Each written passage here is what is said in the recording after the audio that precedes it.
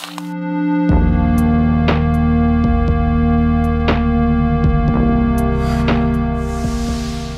an ordinary day on planet Earth. Well, on one side at least. At the brink of dawn, the planet's inhabitants spring to life. The species of the Earth has a natural ranking system. It's either hunt or be hunted. But one species has managed to stand above the rest. With their fierce intelligence, they have become the rulers of this planet, a species with nothing to fear but their own. Humans. Unstoppable killing machines. Marvelous. Humans have existed for quite some time. The very first humans began to emerge around 6 million years ago on the continent now known as Africa. These early humans looked more like apes, except now they could walk on 2 legs instead of 4. This was a crucial step for human evolution, as we now had 2 spare hands we could freely use for other purposes. Over millions of years, humans continued to evolve in Africa, and species like Neanderthals, Homo erectus and of course Homo sapiens flourished. Between 60 to 80,000 years ago, Homo sapiens began migrating away from Africa, and they are now the only surviving species of the genus Homo. Blood. Humans have lots of it. In fact, if you were to take the blood vessels out of a human body, stretch them out into one single long tube, it would kill that person. That tube would also be 160,000 kilometers long. The lungs are quite enormous as well, because the inside of a human lung have some extremely complex features. Combined, these features give the human lung an internal surface area of roughly 70 square meters, about the size of half a tennis court. This would also kill the human. Carl Sagan once said, and I quote, "We are made of star stuff." And while it sounds like something poetic, it's actually true. The elements that make up our bodies came from exploding stars or supernovas. But how much of our bodies are made of stardust? The average human body contains 7 octillion atoms. That's a 7 with 27 zeros. Now, to figure this out, we need to go back to the very beginning, the Big Bang. To be completely honest though, we don't actually know how the universe began, or if it had a beginning at all. But for the sake of simplicity and the fact that it is the most accepted theory, let's go with the Big Bang. It goes like this. Not long after the universe came to be, subatomic particles assembled into hydrogen and helium, the 2 simplest forms of atoms. Once enough time had passed, these 2 elements clumped together and the first ever stars were born. All the other heavier elements, like the iron in your blood, came from these stars.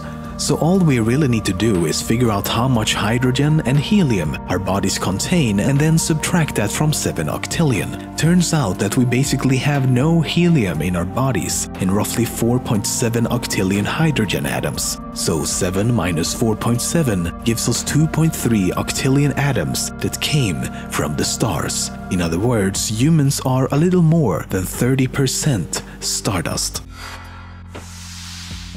Until life is found elsewhere, humanity is the most intelligent civilization in the known universe. We have come a long way, and our progress and achievements continue at an ever-increasing rate. But in the beginning, progress was very slow. The use of stone tools first emerged around 2.5 million years ago, and the first evidence of controlled fire dates back to 400,000 years ago. Compare that to more recent events and it's a completely different story. Only in the last 5,000 years or so, humans went from the invention of written language to standing on the moon. This should give you an idea of how important this invention really was. You could now write down your ideas, your knowledge, your wisdom, and future generations could become just as wise in a fraction of the time simply by reading. Basically, humans now had the option to save and load whenever they wanted. Exercise is a crucial activity for humans to stay healthy. Usually, the stronger you are, the better you will feel. To build muscle mass or to get fit, you repeat a certain motion over and over again to increase your strength. The general idea is that you have to move around.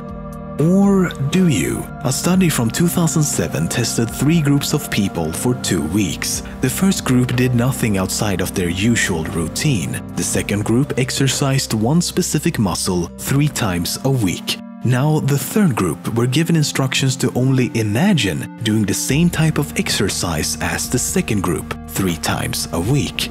The control group who didn't do anything saw no difference. The second group who exercised saw 28% increase in strength, no surprises there.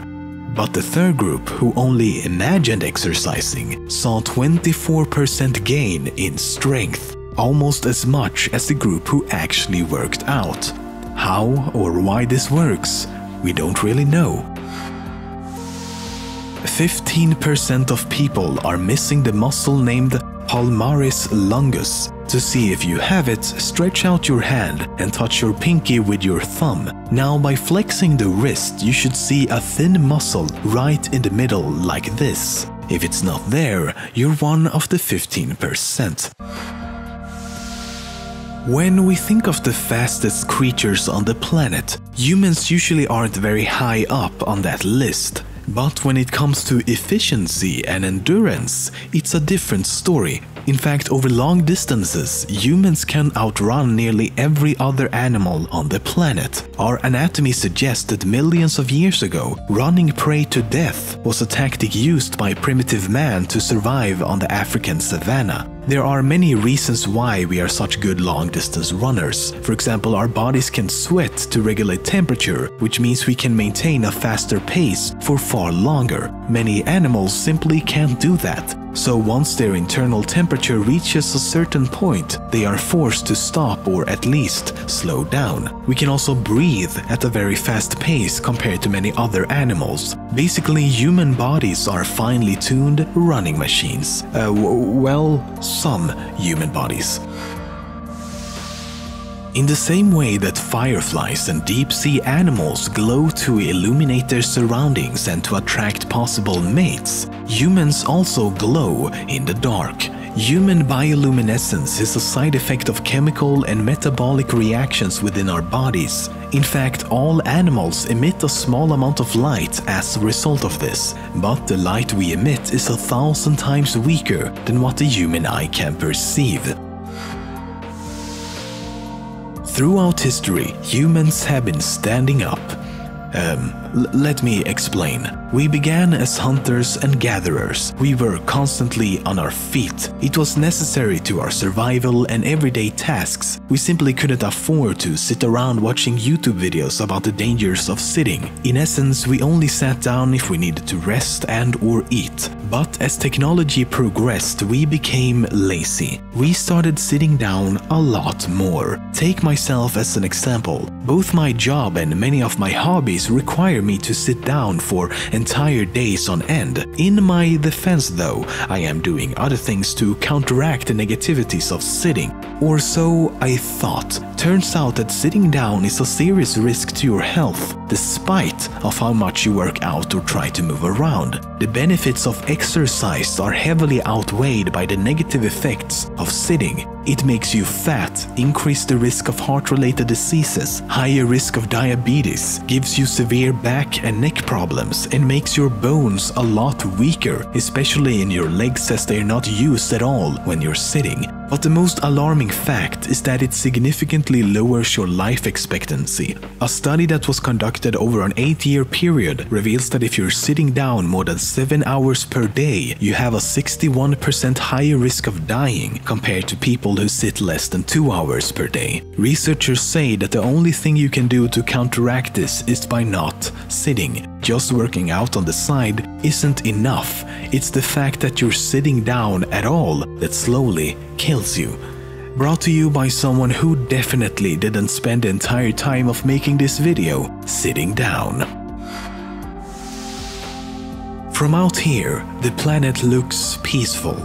This massive sphere is slowly spinning, providing everything we need to survive and more. It feels surreal to think that throughout history, this was everything.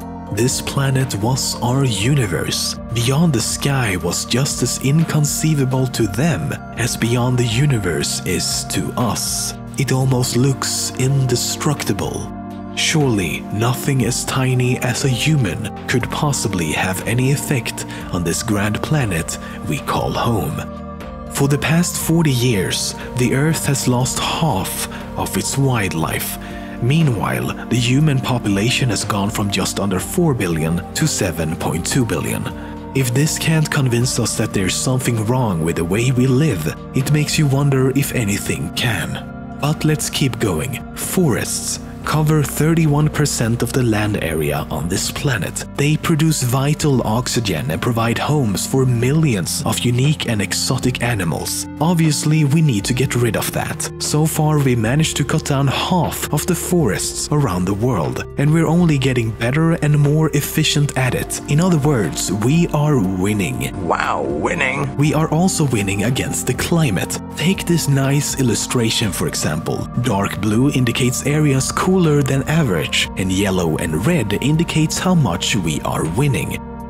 The list could go on for a while, and frankly, it just gets worse. Water pollution, air pollution, land pollution, and as I've previously talked about, we are turning our oceans into acid through a process called ocean acidification. But the worst part of all of this is why we are doing it and who it benefits. We don't really need more of anything. There's enough for everyone to survive and live fairly comfortable lives. In fact, just for demonstration, you could fit the entire human population into the state of Texas. The problem is our greed. We want more. Who wants to survive and just live when you can have more than that? It has been estimated that the average American lifestyle requires 24 acres of land. If this was divided equally among everyone, we would need 10 planets. Essentially, we are destroying the only planet we have just because surviving is boring, and the short-term goal of getting what we want now is a lot more important than any long-term side effects. Nothing makes this more clear than this. The richest 1,000 individuals in the world now control as much wealth as the poorest 2.5 billion people on the planet. By 2016, the wealthiest 1% would have more than the rest of the entire population combined. Surely, nothing as tiny as a human could possibly have any effect on this grand planet we call